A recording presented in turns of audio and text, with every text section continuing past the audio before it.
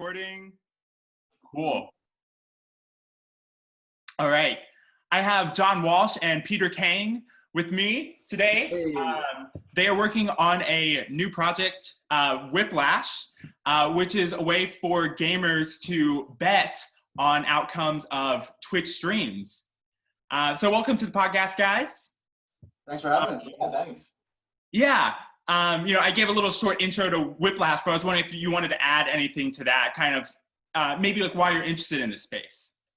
Yeah, that was actually pretty good. We're basically building a social game that sits on top of Twitch streams so that we can establish more interactivity between the community. Our thesis is that gamers are on Twitch and paying for community and not, entertainment and content. You get that for free. Whereas Twitch is mostly built just for distribution of live streams. So we think the future of media holds a lot of interactivity in store, and we're just trying to build our place in the ecosystem there. Kind of when you were saying that, you're kind of building a layer on top of Twitch, which I think is very interesting. But kind of the question that comes to mind is like, why not like, for example, a Chrome extension that kind of pops open when you go to Twitch? Yeah, so funny that you mentioned that. So currently we have a Twitch extension that it's all just written in web tech. So it comes out on the side of the screen when a new bet comes up, and then the users can look at it and see what the bet is. Today I'm actually building it so users on Twitch can get a taste of Whiplash through the extension. So they can see the bet, they can see how much cash they have, whip cash that they have.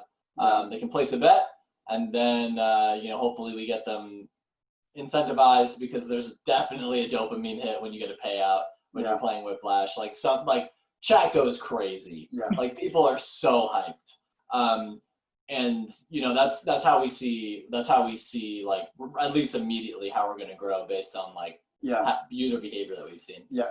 To take a step back from the tactics of it, the questions around like why not this or that, we're just Darwinianly trying everything to see what makes the most sense and what will help us grow. It's less about the take a big picture step back. There will be areas. Let me rephrase this. When it comes to entertainment platforms, it's all about network effects and hitting critical mass, right? And in the future, there will be an interactive game layer, whether it's layered on top of Twitch, whether it's a feature of Twitch, whether it's a whole new platform that overtakes Twitch or whatever. What we're building is that interactive feature, but before we have network effects, we need to start somewhere, right? So our way of doing that is through different tactics. Currently, it's through our own website using some version of Twitch extensions. Yeah, can you talk a little bit more about these Twitch extensions? So this means like Twitch is a platform and you can submit extensions to Twitch, and that changes the experience of Twitch. So yeah, Twitch has an entire ecosystem that they built. Like they're totally, at least from what I can tell, after building extensions and reading their documentation and seeing their strategy, it's very clear to me that Twitch is going for a platform play. I've also heard through the grapevine, I think it was through Peter actually, that Twitch and Amazon are very at odds with each other. So like they're each trying to pull the company in a very specific way, and they're just not compatible. So basically what Twitch is doing is, if you're unfamiliar, the main ways that streamers monetize on Twitch is, number one is subscriptions. So I'm John, I love the streamer Rillo, so I pay $5 a month to support him because he's dope, right? Shout out to Rillo. Shout out to Rillo, he's fucking great. The other way that I can show my support monetarily is through bits, which is basically Twitch's version of microtransaction currency. So I'll spend $20, I'll get 1,800 bits, and when you get bits, when you can cheer with bits, you get like special emotes in chat. Like most streamers also have it set up so you'll get a shout out on screen. I feel like bits really haven't been used terribly well so far. I feel like Twitch built them initially as like a one-off way to donate, and then was like, oh, we can just have a whole platform Yeah. where people can microtransact through extensions. So you can monetize extensions with Twitch bits, but I have yet to see a single extension actually do it successfully. I've seen a lot of like good-ish ideas that are like 90% of the way there. For example, I think Dare Drop is really cool. Basically, you dare a streamer to do something. So it's like, I want you to beat Dark Souls 3, or you can only die 3 times on stream. Yeah. Like, and if you do that, people all pay into that pool basically, and then you get paid out. The problem with their product is it has no immediacy. So like, there's really no incentives for the community to kind of get behind it at the same time. So it has no momentum. There's no synchronous network effects there. Like you're just hoping that like you have to complete this big objective and enough people pull in the money. Yeah. Right, and we're kind of thinking the opposite. We're like, because especially based on Twitch viewer behavior, Twitch sessions on average are like 6 minutes. Like no viewer is sitting there. Well, some are, but most are not sitting there all the time. A streamer is streaming and watching the whole thing. So they want to see the streamer do something in a very small, minute period of time, which is why Whiplash, I think, is kind of a lot more entertaining for the users that we do have, because it's such a fast feedback loop. It's like, you know, every 2 minutes there's a bet coming up, it's getting resolved, you're getting a payout, and, you know, chat goes crazy and everybody talks shit about how they're beating everyone else. Yeah, that makes sense. Like having like a really short, you know, bet cycle, it keeps people engaged. And I kind of liked how you were characterizing it early. It's like the game on top of, you know, the stream. You know, it's a game that the viewers play, you know, while the streamer plays a game. Yeah, and the reason, like, just tell me to shut the fuck up if I'm just gushing too much about our company. But like, basically, why I think that's good, and like some of the other products I've seen coming out aren't as good. We see a couple other companies who are trying to like gamify, you know, live streaming, but they're doing it in very kind of odd ways. One of our competitors, they make it so you kind of play the game by yourself. Like you watch the streamer, but then you're playing a single player game and the stream is kind of the game. Yeah. But there's no communal buy-in. It's you versus the house. Yeah, and to me, it's so clear that like that company just does not understand how Twitch works and why people are there.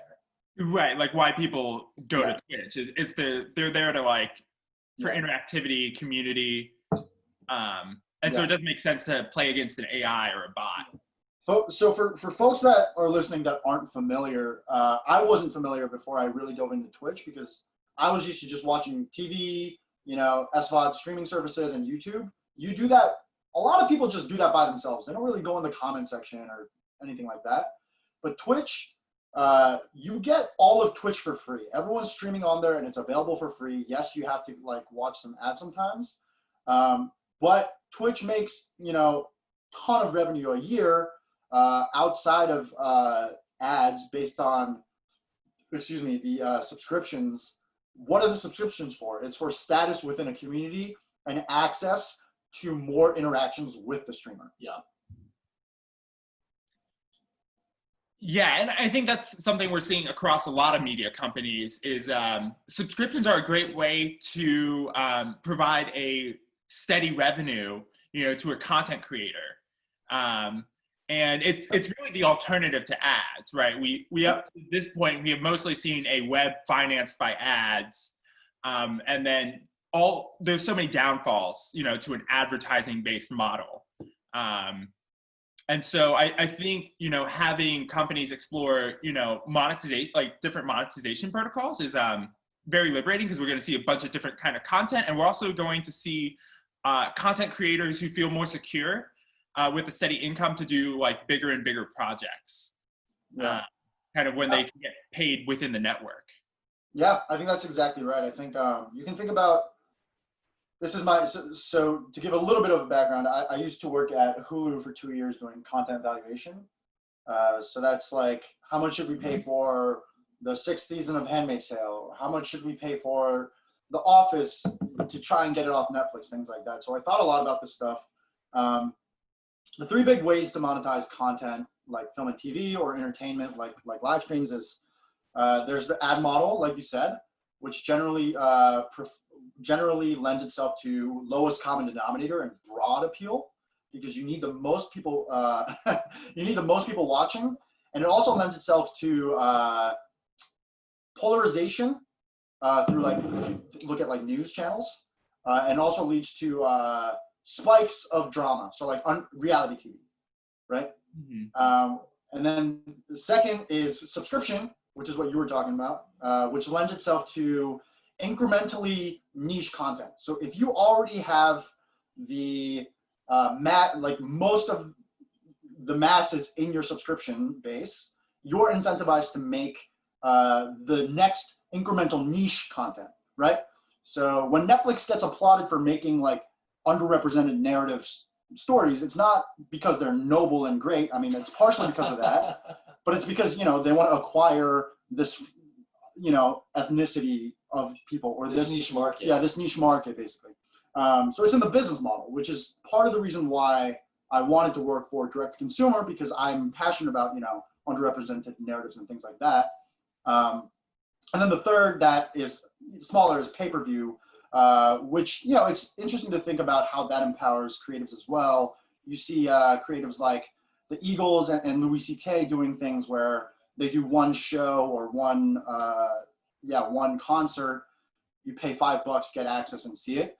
To me, that's super exciting to see how that plays out later on, where, you know, literally per project, creatives can get funded, and gives them more power, more freedom to make things like that. Vimeo is another platform that does that kind of on a short film basis as well. Yeah, I think the pay-per-view model is extremely compelling, especially like given the current political climate. Like, we all know that Louis C.K. got canceled hard and like could not even get gigs in the U.S.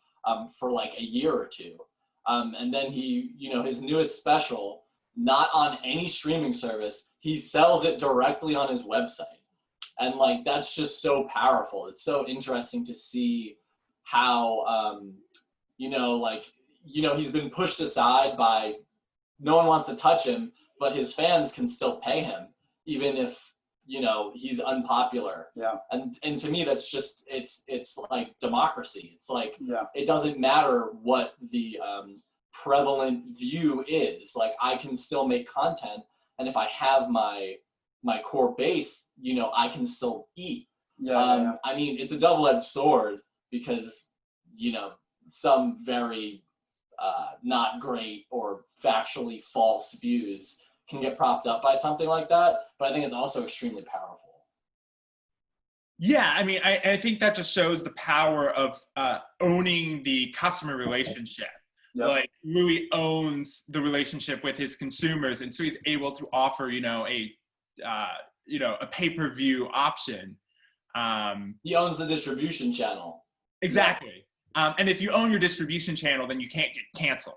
Exactly. Yes, that's a great segue. I know I'm not the host, but that is a great segue to the Mixer news last week, of Mixer going down and a lot of the streamers on Mixer having to start up fresh, where the question really is, who owns the relationship, right? Like, the subscribers, the email lists, all those things are down, right? They can salvage some of that, but if you are a streamer on Mixer that didn't diversify well enough, I hope you have a Discord that yes. has your community Yep. behind you if you're on Mixer. I do think, you know, most people have Discord, so hopefully that helped them. But if you didn't have a strong YouTube following, a Twitter following, a Discord following, then like picking all that up is pretty tough. And it's a huge lift. Yeah, it's a huge lift, and it begs the question of, you know, Twitch is not going to shut down, but a lot of people are scratching their heads. A lot of streamers are scratching their heads about like, oh, like Twitch could really just go away, or like block me or permaban me like Dr. Disrespect. And what is my livelihood? Where is my legacy of what I've built so far? I don't have access to that anymore. So that's another aspect of these corporations holding a lot of leverage too. Yeah, it would be scary to outsource all your distribution to one company, and then that one company cancels you, and then you're stuck trying to rebuild your base. And so, I mean, kind of when I hear that, I think about like, how Substack, you can export your email list, but you can't do that with Twitter, for example, right? Like Balaji Srinivasan like put out like a post recently saying like, I'll give money to someone who writes software to just DM all my contacts and have them sign up, their email somewhere. It's kind of clear that like you need to own the customer relationship. And the only way to do that is email, because email is a decentralized protocol. Your email address can't be canceled, right? Whereas your username on a service can be canceled. So if you want to like ensure that you always have a customer relationship, you need to have emails. And that's also, it's funny that you bring that up because it makes me think about how we think about Whiplash quite a bit. We were very, very hesitant to put any sort of the betting functionality on Twitch because we were worried, like, why would anyone ever come to our site? And we would never get their email addresses. We would never get their eyeballs if we were just a Twitch extension. And we're doing it, you'll see how we're doing it. We're trying to use it more as a funnel to get them to our site than to be, perfectly integrated with Twitch. We don't want to be dependent on Twitch. We have integrations with many streaming platforms. So it's just very interesting to think about that. Thought it was a relevant point. Yeah, I think what we noticed with our product is that once the gamers try and see it in action, they get the spark of it, especially once the community buy-in starts to happen and the critical mass engine starts to run. So we're just, through our extension, we're just trying to give them a taste of it so that the light bulb goes off in their heads. Yeah, with our streamers that we we have a weekly schedule with 2 mainstays right now and lots of people floating in and out, depending on whether we want to keep them or not. But our 2 mainstays are Bird Food and Rillo, and they are very, very good. They have very small communities that are very dedicated. They typically hover between 20 to 50 concurrent viewers. And so it's very easy to get buy-in from that community, right? The streamer just says a thing, and like once he says it enough times, everybody's on Whiplash and everybody's playing, everyone's screaming, and like they're getting in Discord, and like 8 or 9 of them are in Discord in the same voice channel, and they're all shit talking each other and like having a great time. And it's like we're just trying to figure out how we can get that same thing for streamers with 3,000 viewers instead of 30 viewers. Yeah. So, and what's the difficulty in translating it from like a smaller core audience to like a bigger, mid-sized streamer? Yeah, it's a great question. There's a few things. First thing, what we've noticed is that there's a few archetypes of streamers. There's the personality streamer, the high gameplay streamer, and I guess this is kind of within personality too, but it's are you in it for, is it like a lively game show? Is it like, are you hanging out with like a cool dude that you'd like and look up to? Or are you watching a pro or a semi-pro be really good at the game, right? If you're one of the first two, so like you're in there to hang out or to be very entertained by a high personality like a game show host, then the streamer's ability to impact the viewer's mood and behavior is very high. If they are like, oh, these guys at Whiplash are great, check out their website, I love them, it's going to be super fun, then boom. Boom. It's the conversions anywhere from like 30 to 80%.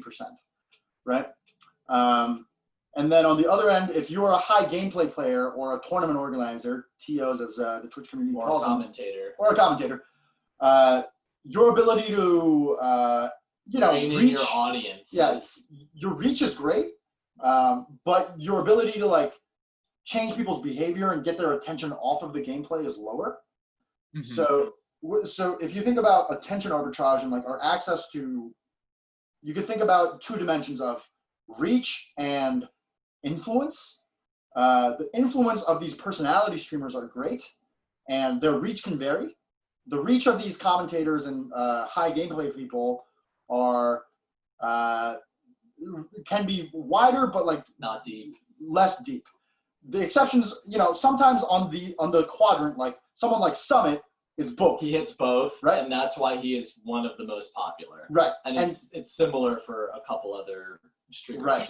Both a high-end gamer and a high personality. Yes. Huge personality. Huge personality. Absurd. High gameplay. People are there for both, which is why if we send him an email, it gets lost in the ether. And if we wanted to pay, it'd be 5-6 figures easy. For like or maybe 4 or 5, for a right? couple hours. Yeah.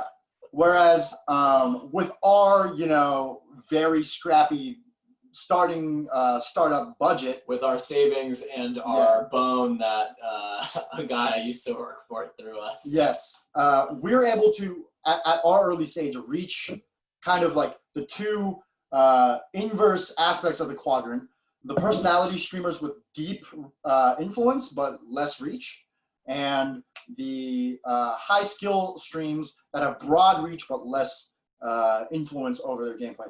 So we've been kind of doing both, where the conversion on a high viewership stream of like 3,000 to 8,000 viewers is a lot lower, and then versus a personality streamer that has anywhere from like 30 to 200 concurrent viewers, the conversion is a lot higher.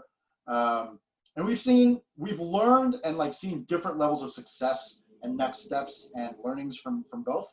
But eventually we're going to get that top right quadrant, The top right corner being like high gameplay, high personality, kind of the. Yeah, I mean, what's the word? Like the shining, The Holy Grail. the Holy Grail. Yeah, I mean that's you. We want to the big influential players on Twitch that Twitch actually want to court and like make sure they're happy are the people with breadth and depth of reach. Yeah. Something I was thinking about when you're talking, about the high gameplay versus high personality is kind of they have different fan types, right? Like some people are casual fans, and then some people are like super fans. And kind of for any like social product, I've kind of like seen this dynamic play out is that like it tends to be your super fans are your distribution channel. The people who like your product the most are the ones who are going to tell other people about it. And so sometimes even just like, focusing all your effort on just making those super users happy is kind of how you grow. It's not even like appealing to everyone because it doesn't really matter. They're not your distribution friend. Yeah. I mean, you're echoing the great, like, who's the guy that wrote it? Your True 1000 Fans article that like yes, like Li Jin or something might be her name. I really unfortunately, but I know who you're saying. She's like an A6. Well, she was A16Z, venture capitalist. Oh, is it A16Z? But yeah, anyway, the notion of you don't need a million customers to make a living or a business. You need like 1,000 true fans, and that 1,000 is a directional number. The idea is that if you're an artisan, I don't know, furniture maker, or or if you're like a local brewer of beer or anything, or someone on Etsy, you only need 1,000 true fans that will spend anywhere from $10 to $100 on you per month, and then you're set, right? Like, and those are the people that word of mouth are your advocates. I think that's really true. We do our business model currently, which will evolve, does have a limitation in that. We're very, very keen on focusing on our streamer relationships and being integral to a streamer's community and helping them grow. So we're more focused about depth than like wide breadth right now. But within each community, we've seen this in play where like for example, Rillo has a friend named Huddy, and Huddy, who we've not actively told to like promote Whiplash, will like borderline bully people into playing Whiplash all day. He just partially so that he can like bet against them and take their money, but also because he's in love with the product, he wants to play, and he wants to compete. It's a competitive game, and he wants to beat other people, and he wants to be the number one of a game that 200 people play, not just like 5 people, you know? Yeah, and he is our number one all-time Yeah. highest balance right now. The interesting thing that you did say about the 1,000 true fans, I totally agree with it. I think the one thing that kind of makes it weird with our product specifically is that at least right now, since we aren't creating any content ourselves, we're covering other people's content. It's very siloed. Yeah. So that's what I was trying to say. Yeah. So it's like, yeah, the fans, we have the true fans, but they only show up when it's content that they already want to watch, which is difficult. It's a unique problem to our product that, like, you know, a SaaS tool would just never have. Yeah. So like, not only do we need to figure out how to you know, increase people getting to our site, especially in the kind of, you know, more breadth and less depth type of streamers, but we also need to figure out a better way to build. We're working really hard right now on our community, right? Bolstering up our Twitter, bolstering up our Discord, because we want the cross-pollination of users, and we're starting to see a little bit of it, but that's something that we really want to, you know, blow up. Yeah, I mean, it's a double-edged sword, because so if you think about like Jackbox games or HQ Trivia, right? These are interactive games that you play with a community, right? Whether it's your 5 friends at home remotely or tens of thousands of people like across the nation, right? But why did those games die? It's because of the underlying game of answering trivia questions or playing like just like kind of like a card game, board game, doesn't really have longevity and legs. Whereas what we're doing does have the inverse kind of weakness or the edge sword of, you know, we have some dependency before we are fully scaled and have a liquid market of streamers, that we do have some dependency on the content, streamers' content. But in the long run, the longevity of an esports event, a video game, a sports event, like that's not gonna die out. Yeah. Like a novelty of answering trivia questions of HQ Trivia or playing a Jackbox game or a house party game or things like that. And I really do think that's the beauty of our platform, is like, one of the problems, like, for example, if we decided to be game developers instead of like, you know, a social game that sits on top of content, is like, games go in and out of fashion so often. But something like Whiplash, like, you know, assuming that the core game is enough to entertain people, which from what we've seen, we think it is. Betting will never go. Betting's never going to go away. We see, like, we can just adapt. Like, it's like, oh no, okay, cool. Street Fighter V isn't popular anymore because Street Fighter 6 came out. So now we'll cover Street Fighter 6. It's like cool. Like, we'll evolve with it. Yeah, it's because you sit on top of, you know, the whole gaming industry. You're not exposed to any one game. Right. You know, but, and kind of, you were talking about, like, you know, why did Jackbox die? And I thought that was kind of interesting. It's just like, well, you know, people didn't make enough new content for it, and so people weren't, you know, engaged over time.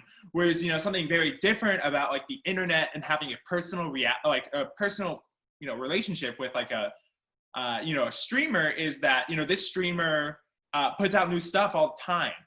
And they can switch games, etc. It's not that, you know, the content they generate is valuable, like, for a long time, like, you know, like a replay of a game just, you know, kind of exponentially decreases over time. Yep. But the thing that remains is someone's relationship with a streamer. And it's that this relationship is what's valuable. And anything that, like, kind of helps this relationship, or like makes this relationship more fun, you know, for the audience, you know, by like increasing their level of perks. I think that makes sense. It's like a way for, you know, audience members to like get just more access to like the people that they care about and like want to support. And I would take it even one step further. It's not just that, like, the relationship with the streamer is so important, but especially in the smaller communities, it's the relationships with one another as well. Yeah. So just the whole, like, holistically. That's so true. I think that's what investors, people outside of the gaming industry really miss, is that It's so communal. It's so much about the VCs that we talk to they don't get it, to be honest. They don't get it. It's they don't know Twitch. They like haven't even heard of Twitch. They've heard of Twitch. They know it's a thing. They automatically assume that it's only 14-year-olds watching Fortnite. But don't get me wrong, that's totally a demographic. But like something like 75% of the demo is like 18 to 45. Yeah. Like the vast majority is like of legal age. Like it's just wild to me, the kinds of like like misunderstanding of this market, and you can tell that I'm frustrated by it. It skews the gaming industry and the video game content market skews very male. It skews very upper income. It does not skew to an age band. But yeah, as you and John were saying, it's really about community. And COVID has kind of created this environment where non-gamers are resonating with this dynamic that gamers have felt forever, which is they need to resort to online communities to fill their need for community, for social contact, and for a status within a community, which is why Twitch is expanding into music and a bunch of different like political talks and like all these different things at this moment, and why video gaming and video game streaming is exploding through COVID, not only because it's remote and people can't go outside. I think it's tapping into people's desire to connect and like online is only really what's available right now.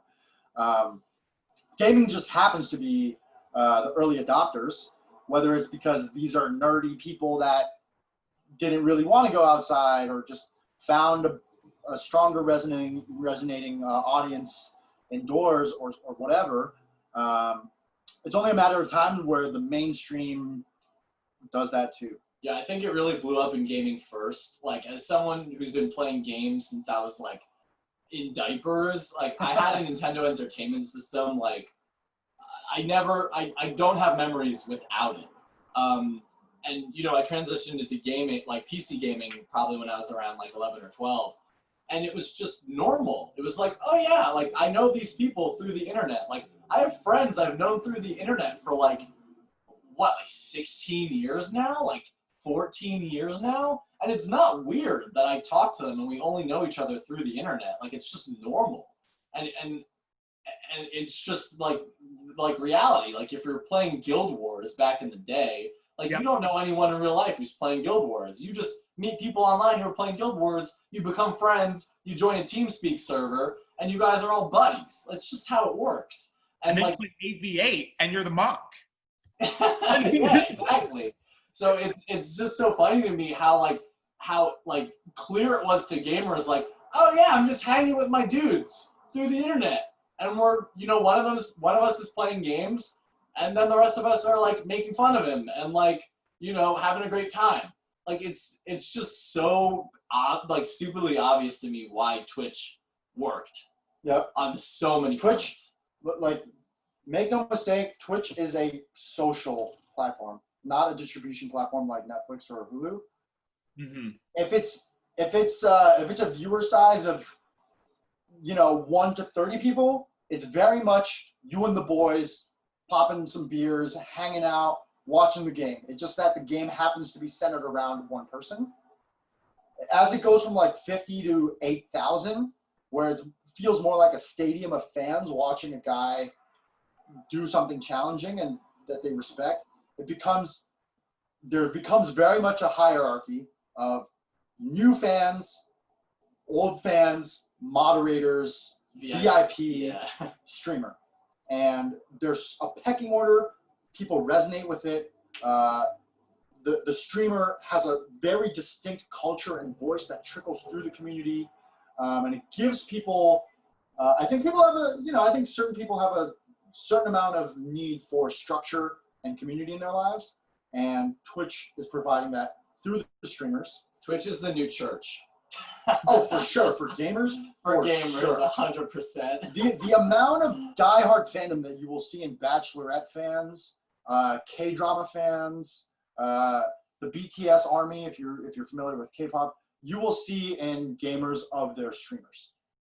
It is that diehard. Yeah, and that's a good point. That like, you know, you may think, oh, they're a streamer, like how much influence they have over their audience, and it might be more than these traditional, you know, roles, because there's a whole community around it. They're kind of a little cult leader, you know, in a way. 100%. Yep, that is why I mean, there's a lot of reasons I left Hulu, but I think that's what Hollywood is sorely missing right now. They are the people that are a little bit on the newer media side of Hollywood. So I'm talking about the direct-to-consumer platforms like Amazon, Hulu, Netflix, and Disney Plus.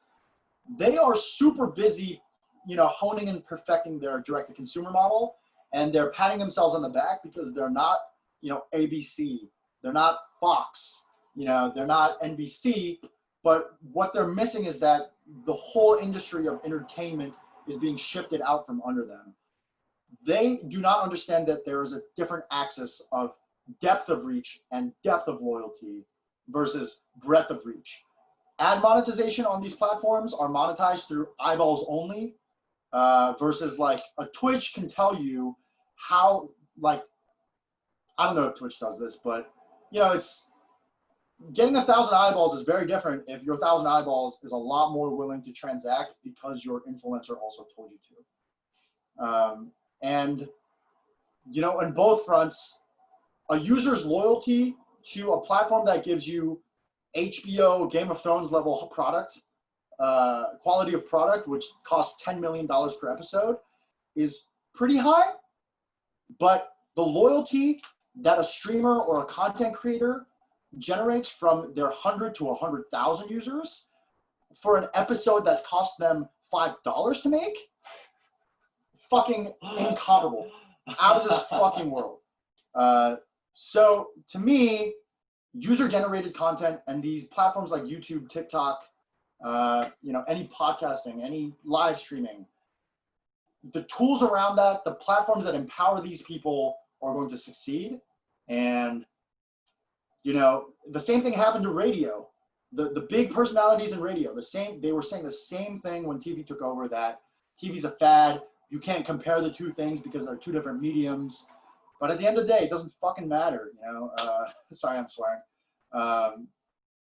Intent, attention, what's cool, ultimately wins. And to me, in the future, just like people love collecting vinyl and listening to vinyl, or love watching analog films released in theaters, like, yeah, there's going to be 10 TV shows that are HBO quality and 10 amazing films that are either Marvel $100 million movies or India's fucking Moonlight, amazing creative. But these middling movies aren't going to make enough money because everyone's busy watching Hot Ones. Everyone's busy watching user-created reality TV, watching their favorite Instagram or Twitch influencer eat spicy ramen or play video games. Yeah, I think it's really is the death of, like, we're going to see even more than it's already happening, the death of the lowest common denominator content. Yeah. Because it doesn't appeal to me on a deep level. It appeals to me sort of, and it's like the best that I got. And that's just going to be gone. Shitty production value content that is specifically designed for you will always win out over very shiny, polished shit that was made for 1 million people. Yeah, that reminds me of something like Bill Burr said, like on Joe Rogan recently. He's like, it's much better to own all your content and sell it to 20,000 people than it is to not own your content and sell it to 20 million people. You'll make more selling to 20,000 people. And I think as content creators wake up to this like reality that they should control their content, and what that really means is control how it's monetized.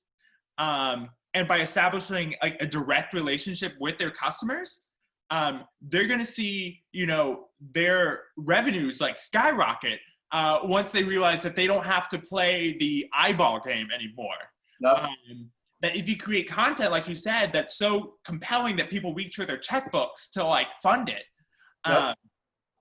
that like this is really the future of media, because it's all about depth. Because like in the internet, where you can pull up any web app, the thing that matters is loyalty and like attention, and like the attention that you give like to a streamer, or the attention that you give to a community, is going to win out. And I like how you pointed out that like Netflix, Hulu, HBO, they're all predicated on the same business model, right? High capital expenditure, like lowest common denominator media.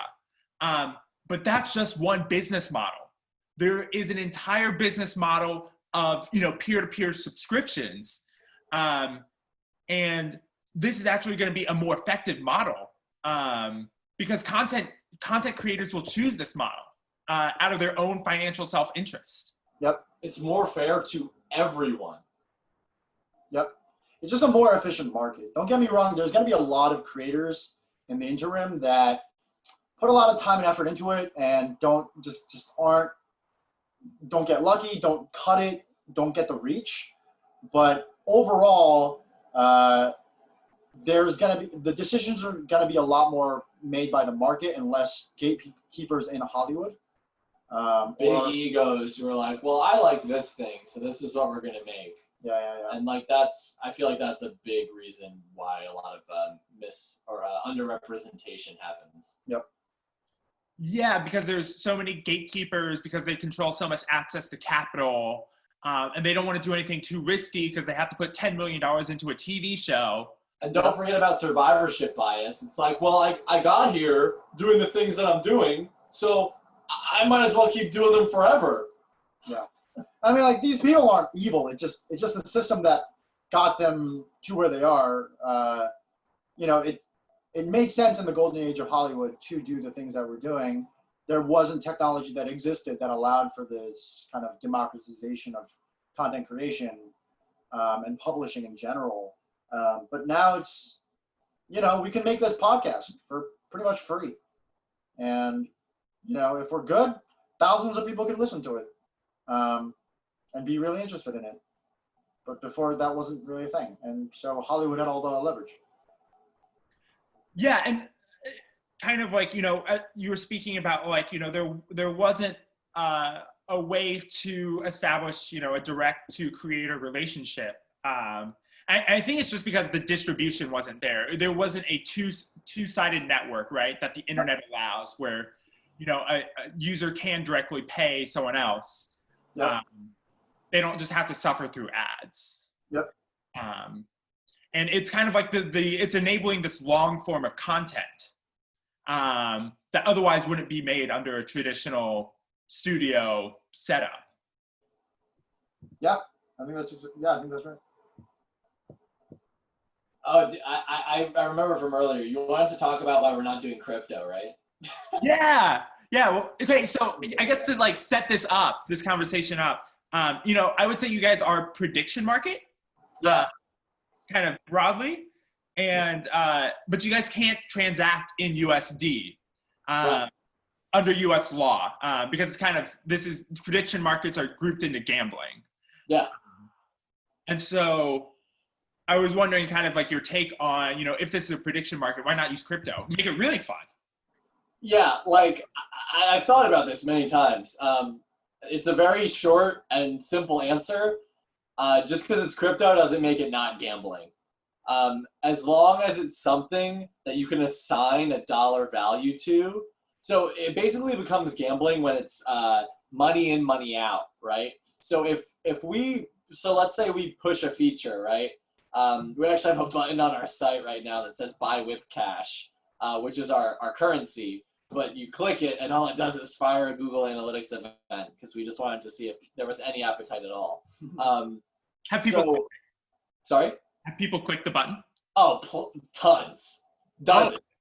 But the thing is, like, for example, if we said, okay, you can buy with cash and so money in, and then whoever wins the event. So the way that we calculate winners is who has the greatest delta. So like who has the biggest profit, who has the largest loss. That's how we rank people on the leaderboard for one specific event. So if we did giveaways for every event, and you could buy with cash, but then you also got a prize for coming in first, which had any sort of monetary value, that's gambling. I don't know the intricacies. I think Peter might be able to talk better about why raffles don't count as gambling, but just because it's not USD doesn't make it not gambling, unfortunately. Yeah, the legality around gambling, I'm not a lawyer, I'm not an expert, but what I've read is that it needs three things. It needs value in, value out, and an aspect of like chance in the middle. So as soon as we start giving value out of monetary cash value that can be resold, then we have to be careful whether we're collecting value in form of like, hey, pay us and we'll give you this fake currency. That becomes gambling. Raffles are an exception under like charity kind of law. It requires you to be there on premise of the day when you buy the raffle to when you sell it. These are also relatively low scale things. Low value. Yeah, low scale, low value things that are like local charities or like maybe statewide at most. Another exception is companies like Omaze. That's huge right now. That's because the winnings aren't, or the money isn't paid out to individuals. The money is given to charity. So that is one like very specific exception. And that's what some of our competitors are trying to do. They're basically saying, hey, to play our game, you need to pay, you need to microtransact, but your winnings can be given to the streamer that you're playing on right now. On so your behalf, it basically becomes a donation. Yeah. So that's how they get around it. Another one of our competitors who's a little more focused on sports gambling also does something similar. Yeah. But instead of giving it to the streamer, you donate it to a charity. Yeah. I see. So if you donate to the streamer, that's fine because the value out is to someone else. You can't resell it, right? So it's like I can't purchase anything of value with this currency, right? I can't use this currency to buy a MacBook and then sell the MacBook and make money. I have to give it away. That's I may be incorrect, but that is how I understand it. Okay. So if we were to ever, which we likely will when we want to do monetization, is some sort of microtransactions or some sort of subscription-based model where you either maybe have a better payout or you get more whip cash or you get bailed out at a higher amount. We're not going to be able to give things away to winners like that have monetary value.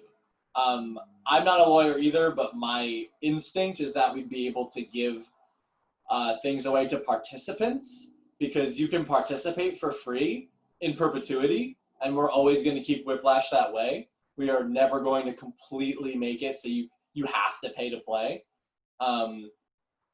But like that's one way I think that we could still incentivize people to play, but not turn it into gambling. Yeah, just like rewarding people just for participating. Yeah, that makes sense. Yeah, we've been recording for about an hour, so let's like wrap it up. Kind of. Let's see. What are your thoughts? Like, where is the future of media kind of in 5 years from now? What things might people be surprised to hear about? The direction that the world of media is going in. Yeah, I think if I'm just putting my Hollywood hat on, I think you should expect to see a lot more animation in America. I think you will see a lot more reality TV in America. This is because It's cheap. Mainly because it's fucking cheap, and there's so many formats in Asia, South America, and Europe that are very robust that the American market, I think, is very ready for. If you look on YouTube, it's just the Hollywood executives with the greenlighting power are not as willing to risk their credibility to greenlight these shows yet. You see Netflix doing it pretty okay. But in the long term, I think for me, it's really about mobile It's really about user-generated and influencer-led content and interactive content. I think those are the pillars for me. Mobile gaming and mobile social gaming is, I think, the fastest growing sector, if not one of the. It's giant. And the amount of freemium microtransaction money that they bring in is multiple billions a year based on very simple, just well-designed games. And even if you just look within the gaming space, like don't even look at media, Riot's newest shooter, Valorant, free to play, completely free to play. They will charge you $40 for a single skin. Yeah. And all that skin does is make your gun look different, and it looks different when you kill someone. And people will pay $40 for just one gun skin, and you can imagine how many of these skins that they put out over time. Yeah. For a few benchmarks, Fortnite was the #1 freemium game last year. They made $1.8 billion in revenues based off of skins. Candy Crush was around 5th. They made about $1 billion based on, again, free-to-play, freemium monetization. So that market's getting big. So mobile's huge. What else did I say? Oh, user-led, user-generated content. Again, there's an open market for content creation now that is Darwinian in the way that content is created and generated and surfaced to the top versus my gut guess VC model of I have $10 million, so I'll roll my dice on 10 $1 million pilots or something like that. And then interactivity, I think, is just a fucking no-brainer, where most TV online is literally TV online. It's as if you took Vogue magazine and all you did with it was distribute PDFs instead of using links and moving images and video interviews and things like that. That is what TV online is right now versus what it could be, which is interacting with the celebrities, having games that depend on user input, having different things happen on the stream that users want to see live in the moment with the zeitgeist, with what's in the news. Yeah, one of our big long-term pipe dreams for Whiplash is like, we get to the point where we are generating our own content and it is democratic in the sense of what happens as the content is coming out. So you can imagine, like, this would work extremely well in a reality show, but imagine like, I don't know, even like a drama where, you know, at the end of the episode or at multiple points in the episode, it's kind of like choose your own adventure democratically. And, you know, the users, you know, maybe we film 4 different endings and the users get to decide what they want to see. Like, to me, that's so much more powerful than some bigwig in Hollywood saying, well, I think it's this. It's like, no, that is not data-driven. That is ego-driven. Like, we're giving you the opportunity to be data-driven about creating content. And to me, I think that's just like, that's going to change the whole fucking game. Yeah. Data-driven content. I mean, it's like when the line between a video and a game just kind of disappears. Exactly. We haven't gotten there yet, but I think we can get there in a reasonable amount of time. Yeah, by like, you know, having social built into the product. It's not a distribution front. It's a social community. Yeah, like even take a step back. Like imagine applying something like Whiplash to American Idol. It's like the final night. And, you know, there's the 2 singers left and they've each prepared 3 songs. And it's like, hey, everybody, like vote with your microtransactions about which song that the finalists should sing. Like that would be fucking amazingly huge. Like so many people, they want to hear their favorite song. Like, no, I want to hear them sing Don't Stop Me Now by Queen. Like they'll just do it. Like it's just so obvious to me. Yeah, I mean, it's programmable content, you know, like the audience decides what the program is. Exactly. Cool. Well, I think we'll stop it there, but thanks, John. Thanks, Peter, for hopping on the pod.